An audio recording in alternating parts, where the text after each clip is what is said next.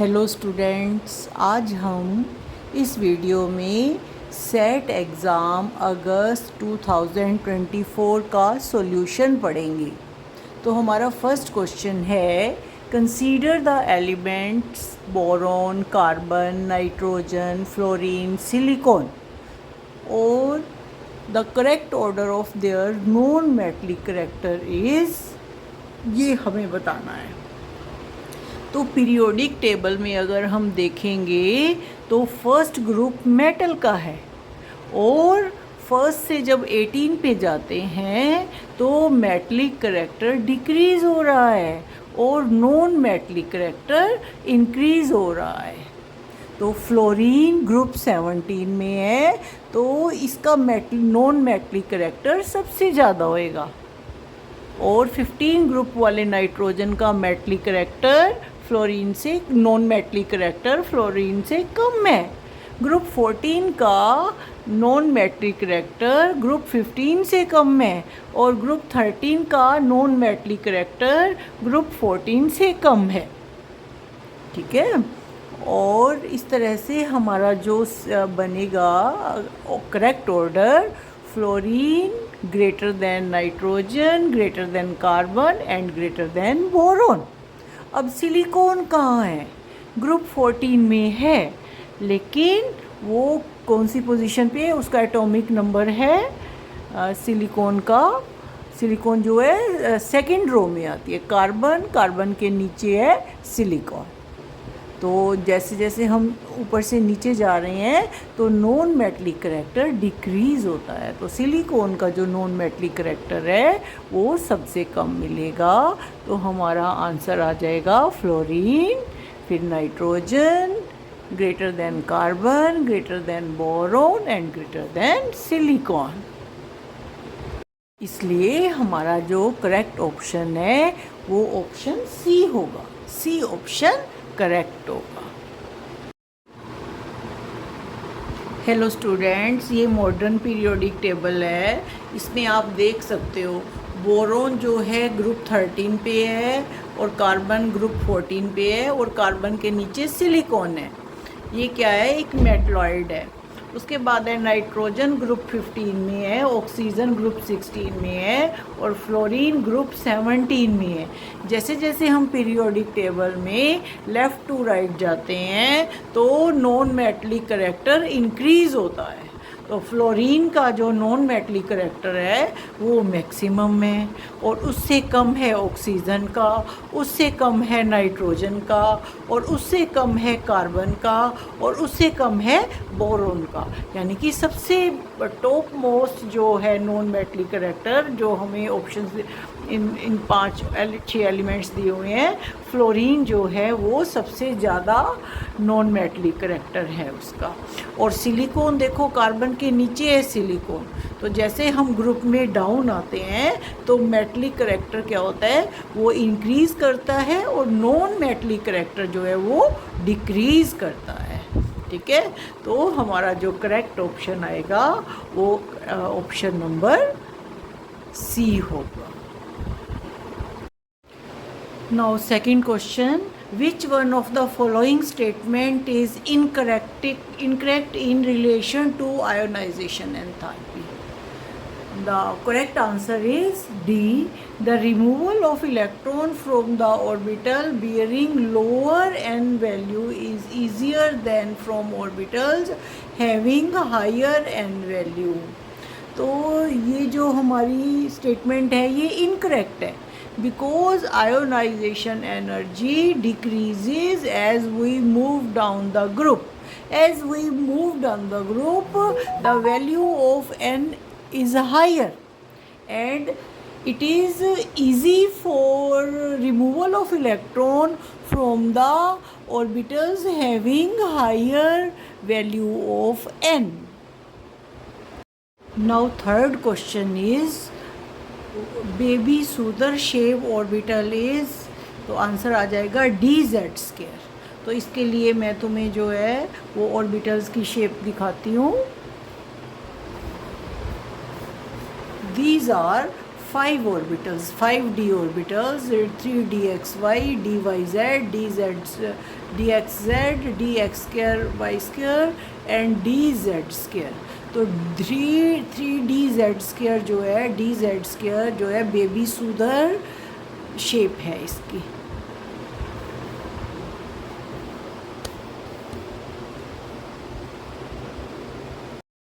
Next question है which of the following is a compound.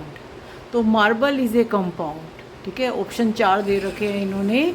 तो marble जो है इसमें कंपाउंड है.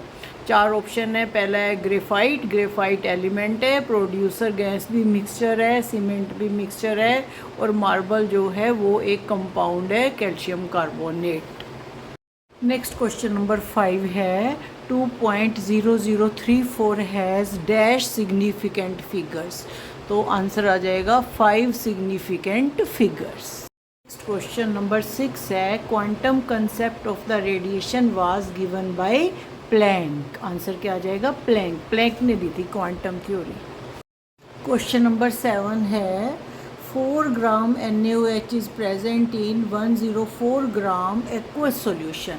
मोलैलिटी हमने कैलकुलेट करनी है. तो मोलैलिटी का फॉर्मूला है molality is equal to number of moles of the solution per kilogram of the solution. तो हमारे पास 4 ग्राम सोडियम हाइड्रोक्साइड है और इसका जो मोलर मास होता है वो 40 होता है. तो इससे हम नंबर ऑफ़ मोल्स निकाल लेंगे. तो number of moles sodium hydroxide के 4/40 आ जाएंगे. Divided by solution in kilogram. अब हमें ग्राम में सॉल्यूशन दिया गया है तो हमें 104 को 1000 से डिवाइड करना पड़ेगा. और जब हमने कैलकुलेट किया तो हमारा आंसर आ जाएगा 0.96 मोलैलिटी. मोलैलिटी का फॉर्मूला होता है number of moles of the solute divided in 1 kg of the solution. तो number of moles of the solute हमारे 4/40 आ गए और 104 ग्राम था उसको हमने 1000 से डिवाइड करके किलोग्राम में चेंज कर लिया और मोलैलिटी आ गई 0.96. नेक्स्ट क्वेश्चन नंबर 8 है write down the general electronic configuration of D block elements. तो आंसर आ जाएगा इसका डी ब्लॉक एलिमेंट्स का जनरल इलेक्ट्रॉनिक कॉन्फ़िगरेशन होता है NS0 2 2 N-1 D1 to 10.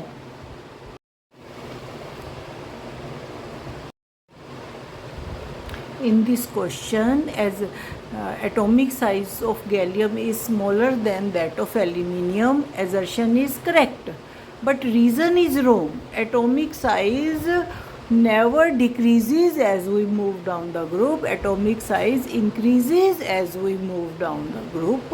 So assertion is correct and reason is wrong. Now next question number 10.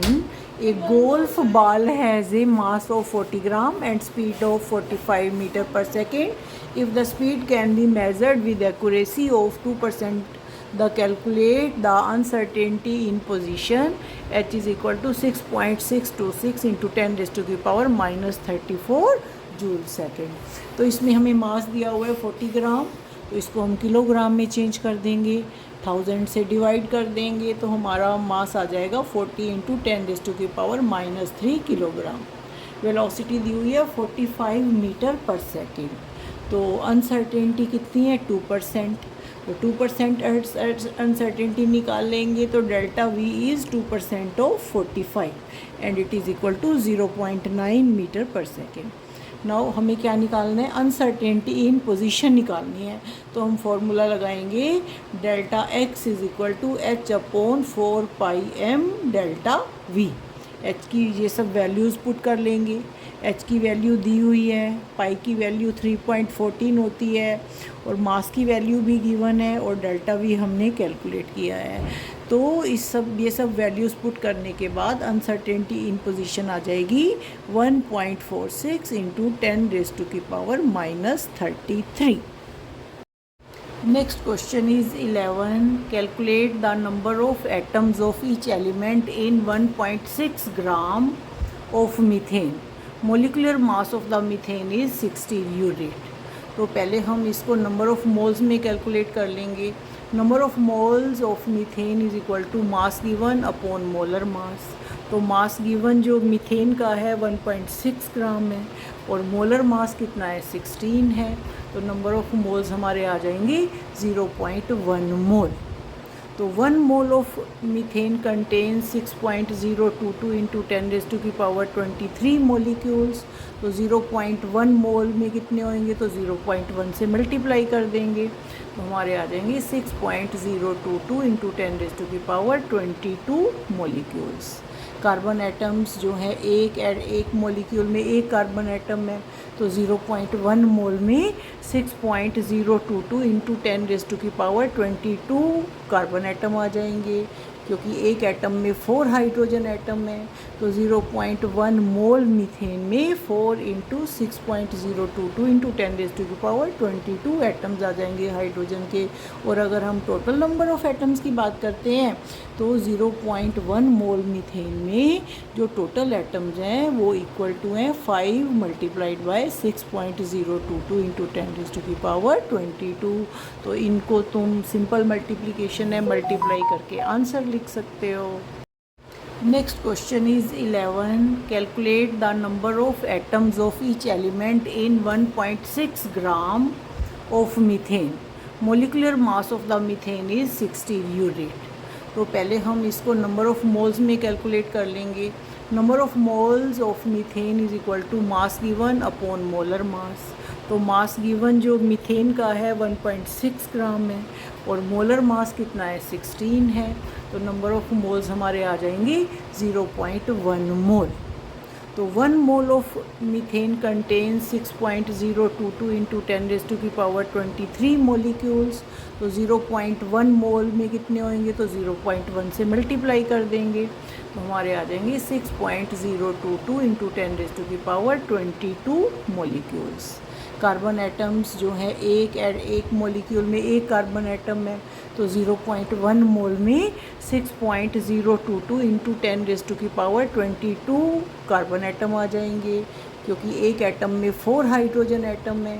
तो 0.1 मोल methane में 4 into 6.022 into 10⁻22 atoms आ जाएंगे हाइड्रोजन के। और अगर हम टोटल नंबर ऑफ़ एटम्स की बात करते हैं तो 0.1 मोल मीथेन में जो टोटल एटम्स हैं वो इक्वल टू हैं 5 मल्टीप्लाइड बाय 6.022 इंटू 10⁻22। तो इनको तुम सिंपल मल्टीप्लिकेशन है, मल्टीप्लाई करके आंसर लिख सकते हो।